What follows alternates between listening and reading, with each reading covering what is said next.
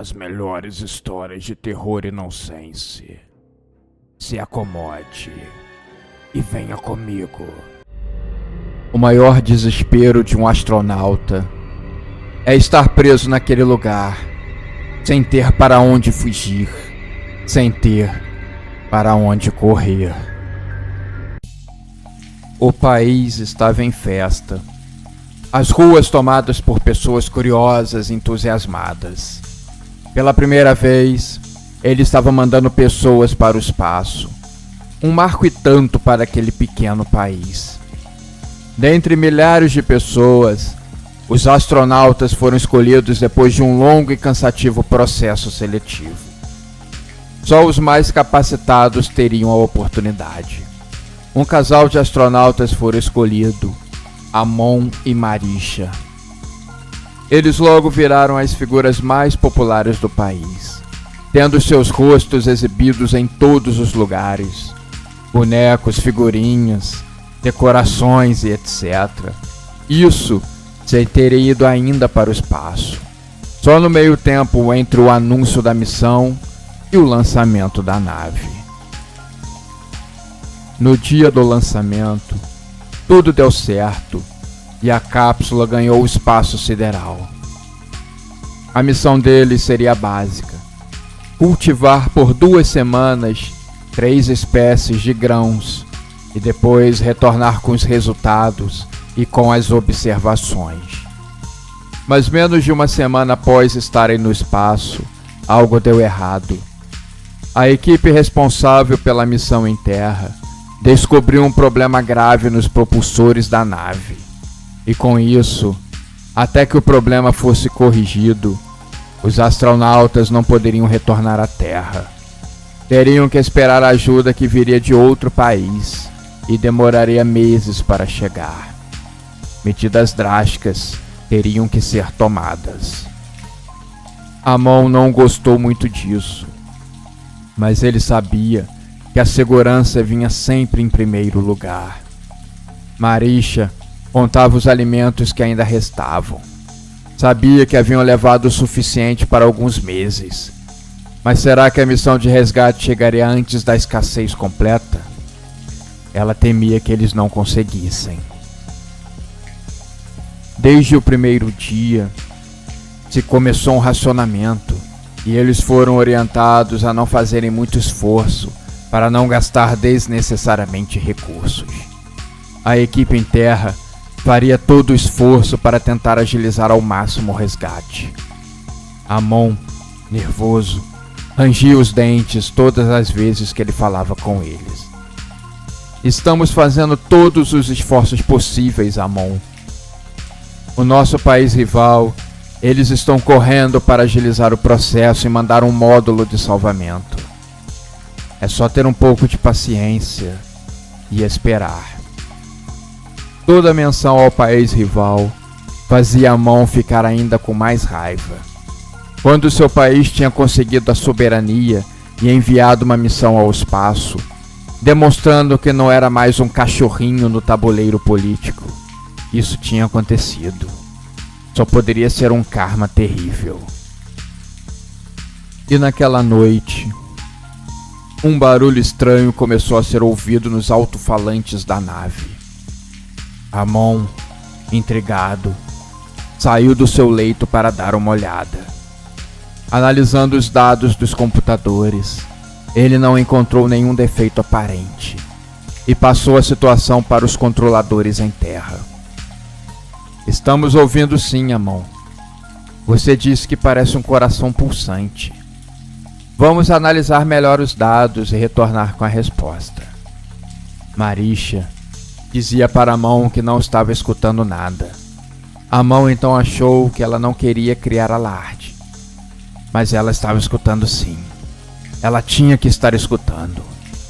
O barulho era baixo, mas audível em toda a cápsula. Não tinha para onde correr. Não tinha para onde se esconder.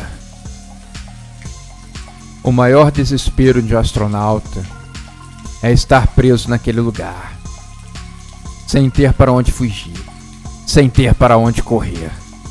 O desespero agarra o seu pescoço e aperta com tanta força que deixa você sem ar por um bom tempo. E com isso, os dias foram passando. Tentando tirar a cabeça dos barulhos que persistiam, Amon se afundou na leitura de um livro de autoajuda. Mas isso, ironicamente, não o ajudou. Coisas do destino. O barulho do coração pulsando aumentou. E depois de um tempo, Amon começou a ouvir um sussurro baixo. Venha para cá! Venha para cá! Amon se levantou e foi seguindo a voz pelo alto-falante. Ele passou na frente do leito de Marisha e seguiu rodeando o pequeno módulo.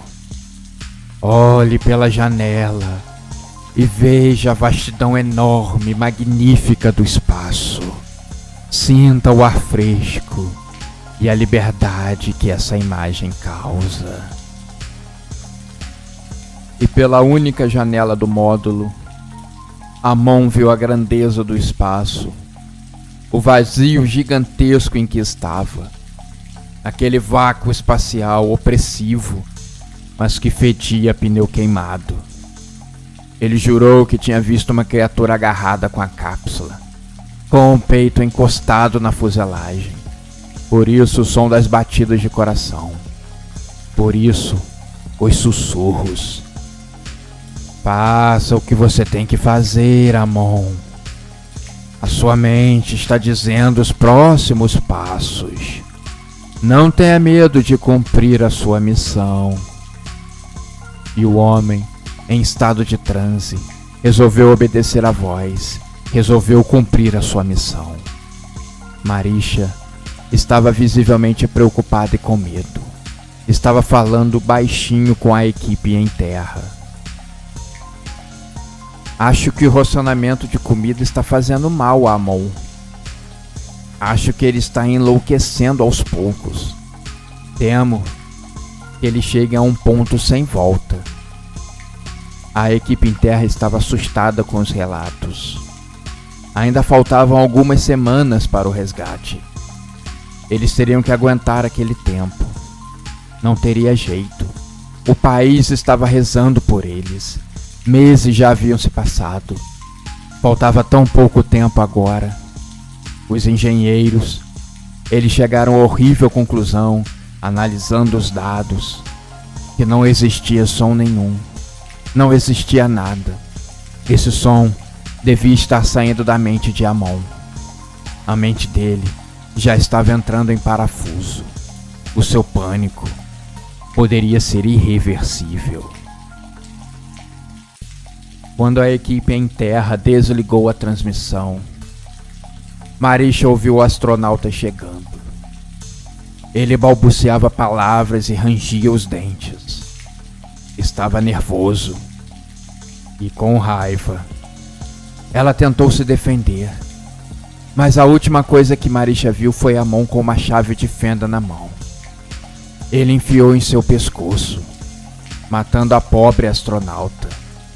Desculpa, desculpa, eles me mandaram fazer isso, disse Amon em prantos.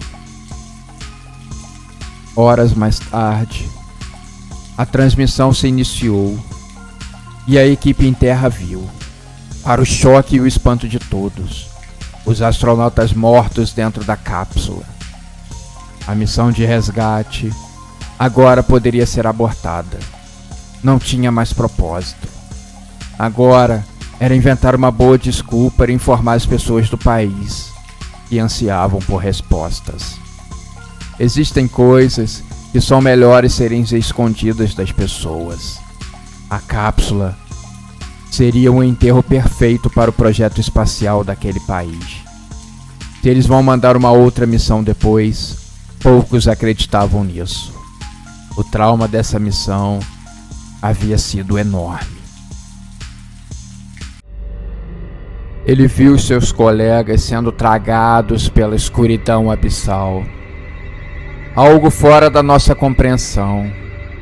Algo como se não tivesse um fundo. Em uma expedição científica, por muito tempo imaginada, treinada e adiada, essa expedição foi chamada de Estrela Cadente. Pousou em uma das muitas luas vulcânicas de Júpiter. A equipe, composta por 5 especialistas em diferentes áreas, buscava desvendar os mistérios da superfície infernal e seus oceanos de magma. Entre esses especialistas estava o Dr. Hélio Gambarra, geólogo renomado e especialista em astrobiologia.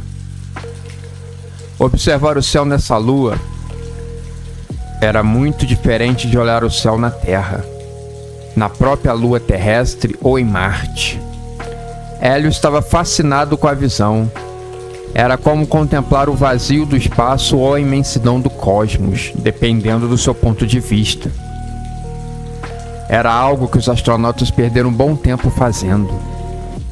A transmissão na Terra até foi encerrada, para dar mais liberdade, nesse momento, aos astronautas. Um tempo depois, a missão começou a ser marcada por acontecimentos e eventos muito estranhos. Sussurros inaudíveis emanavam das profundezas vulcânicas, e as noites eram iluminadas por auroras de tons jamais vistos. Uma noite, enquanto observava o céu noturno, Hélio presenciou um espetáculo macabro sombrio.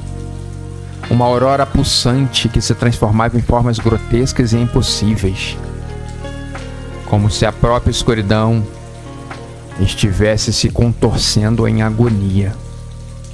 Os tripulantes já estavam um pouco acostumados a esse tipo de evento. Até na lua terrestre, quando eles pousaram, observaram coisas muito estranhas, mas que eles nunca revelaram aos humanos, só estando lá para saber.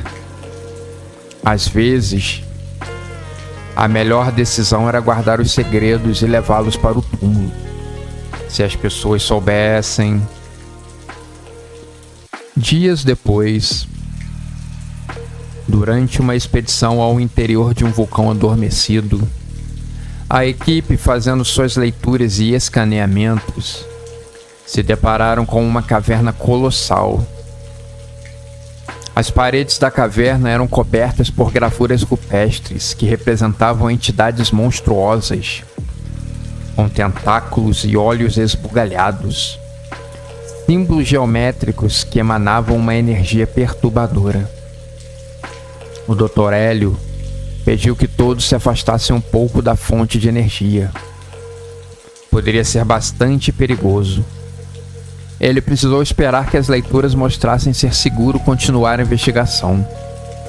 Por sorte, era seguro. E eles foram em frente.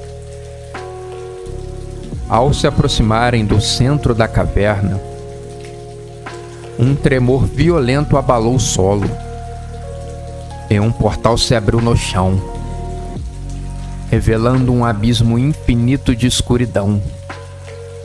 Uma força invisível puxou os membros da equipe para o portal, e Hélio foi o único que conseguiu se segurar. Ele viu seus colegas sendo tragados pela escuridão abissal. Algo fora da nossa compreensão.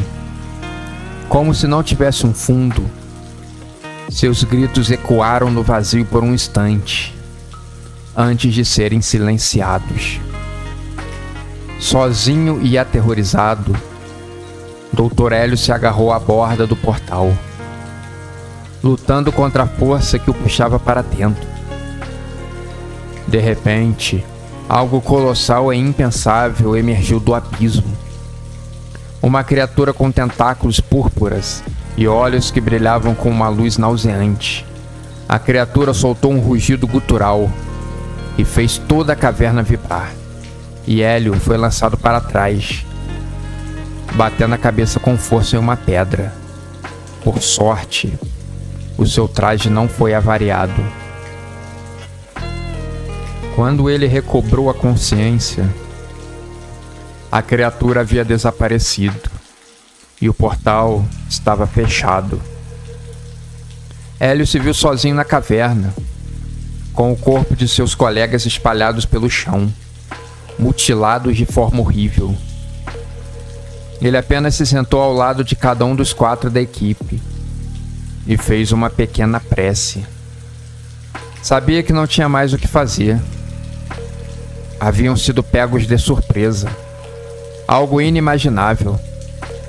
Acreditavam que estariam sozinhos naquela lua, mas foi um ledo engano.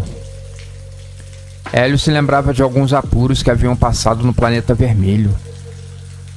2 membros da equipe haviam sido pegos em uma tempestade de areia violenta e o empurraram para as profundezas de um abismo. Mas haviam sido mortes em um ambiente natural, não atacados por uma criatura saída dos piores pesadelos de horror. Dr. Hélio sabia que jamais poderia explicar o que havia presenciado. Mas uma coisa era certa. Algo terrível e antigo se escondia nas profundezas daquela lua de Júpiter.